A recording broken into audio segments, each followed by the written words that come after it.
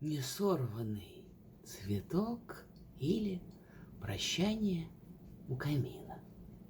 Когда бы мог я разорвать ту боль, что мучает тебя, когда бы помнила кровать, прощальный шепот октября. Печаль коверкает черты мечты, в камине сучьев треск. Наполню нас, но только ты не осуши мой алчный всплеск, не осуши в один глоток, не сравнивай печаль с рекой.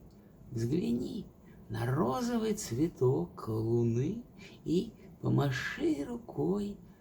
Сливаются в прищуре глаз и наши тени на стене, и блики фар, пустившись в пляс. Все остается там, на дне.